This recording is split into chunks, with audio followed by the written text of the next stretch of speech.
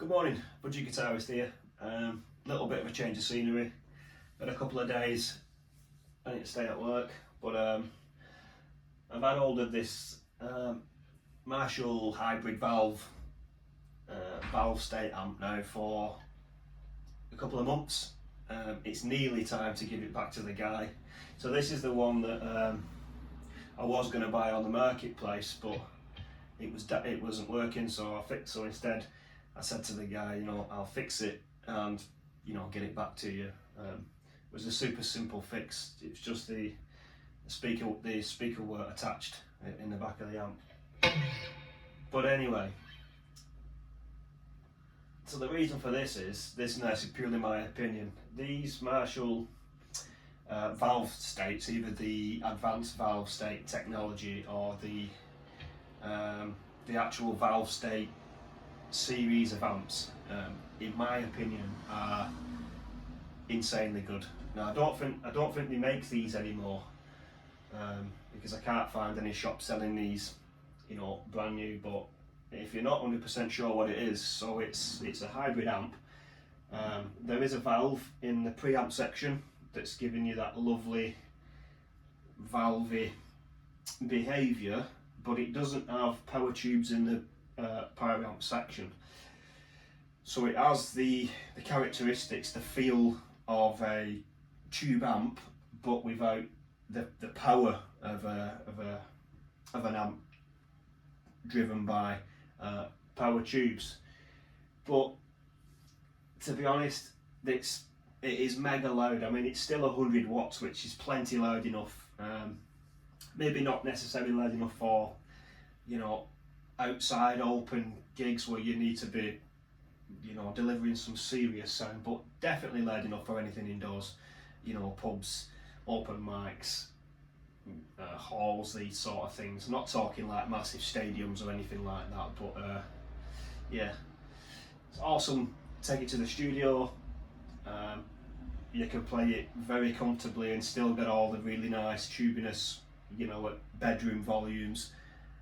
It's pretty decent. I absolutely love it. So once this goes back to the guy, my next amp is going to be one of these valve states, whether I get a valve state head or a combo. I don't know, but it's definitely, for me, from a budget perspective, they're all second hand. They're very, very cheap. You've only got the one valve in the preamp, and because it's the preamp valve, generally speaking, that valve will very, very rarely go wrong. Normally in a big tube amp, you have your issues from the power tubes in the power amp. This doesn't have them. So even if the valve does decide to go completely wrong, you've only got the one to replace. So to be fair, from a budget perspective, it's a no-brainer. But it sounds incredible. It's got all the characteristics of a valve amp. So it doesn't let you get away with your mistakes and stuff. You've got to concentrate because the preamp is communicating directly with the guitar. So whatever feel you put into this guitar is, it's coming straight out the speaker. It's pretty cool. Where is my guitar pick?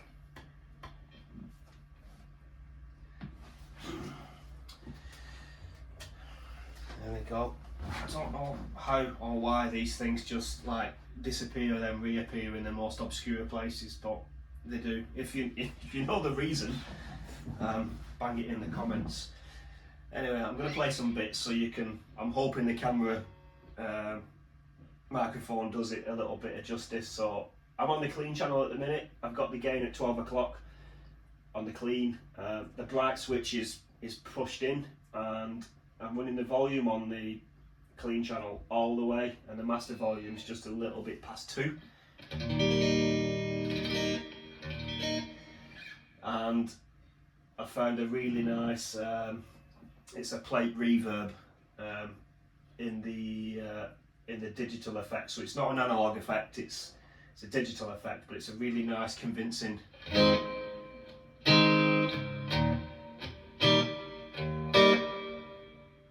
It's a really nice reverb, and it makes the Strat sound proper stratty. I guess it's something, you know, weird to say out loud, but you know, you can spend a hell of a lot of money on a really nice guitar because you're looking for a certain sound, and you know, buy an amp and find out that the amp's not really communicating good with the guitar. It's not sounding the way I want it, but it does the Stratty thing really, really well.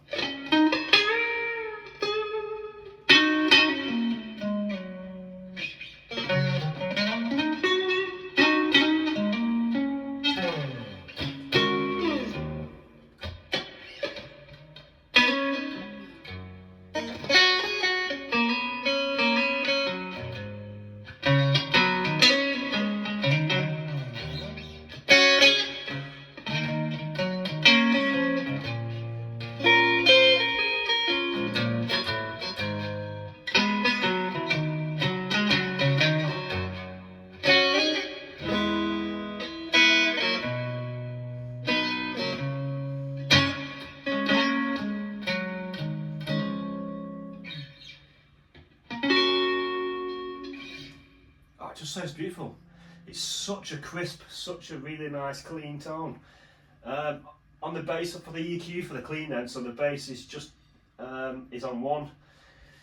I've got the middle at 1 o'clock and the treble is at 1 o'clock, and the presence is the presence is all the way up. And with the bright switching. Where it gets exciting though is the overdrive channel. So overdrive channel number 1. So I've got the gain. Let's have a see. It's just before 12 o'clock. The volume on full as normal, and I'm controlling it with master volume, keeping it nice and quiet. Bass this time at 1. Middle's in the middle, and trebles at around 2 o'clock.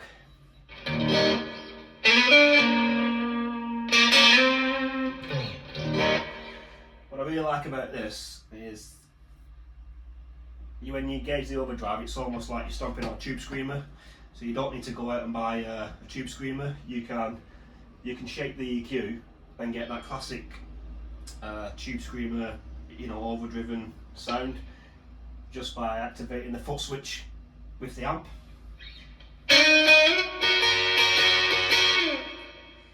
So it's not I wouldn't say it's not a distortion button. It's literally, it's just taking it to that point just past breakup, and it reacts very, very well to your pick attack. So even with your gain, if the overdrive channel 1, you know, activated, you can still.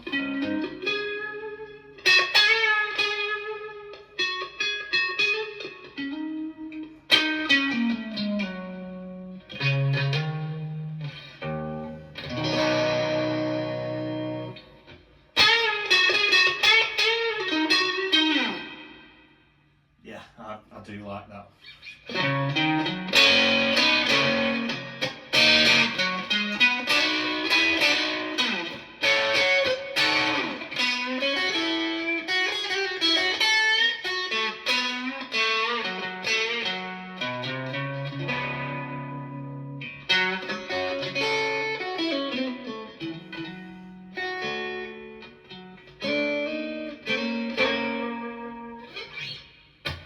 Lovely. Back onto clean. Overdrive 2 just gives it even more of a boost. To be honest, I don't really like anything more overdriven than the first one. It's not excessive. Or if you've got your pedals, then you can shape your EQ, get your nice clean tone you want, and it behaves and reacts awesome to pedals. So I've got the overdrive 1, the Boss, and the Boss Blues Driver 2.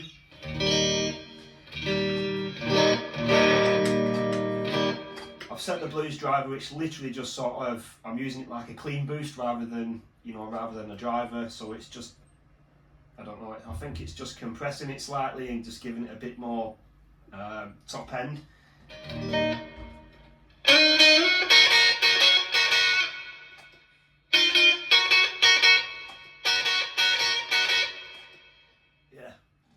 That's the best way I can explain it, really. And the overdrive is an overdrive. It sounds a little bit more tube screamery than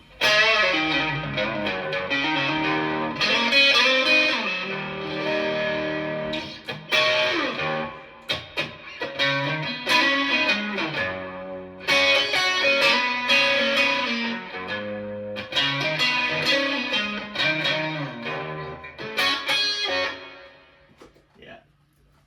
That's how I'm using my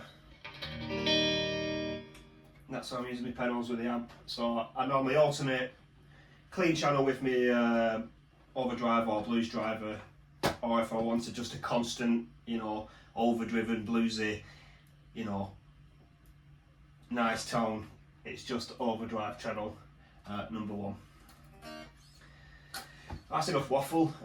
This is purely my opinion. These valve states, I believe, are an underdog, hugely underrated amps. You can only find them second hand these days. Like I said, I don't think Marshall are still, you know, building or selling, you know, the hybrids. But for me, from a budget perspective, it's a no-brainer. And when this goes back to the guy, I will definitely be searching the marketplace for another one of these. It's just insane. Thank you very much for watching.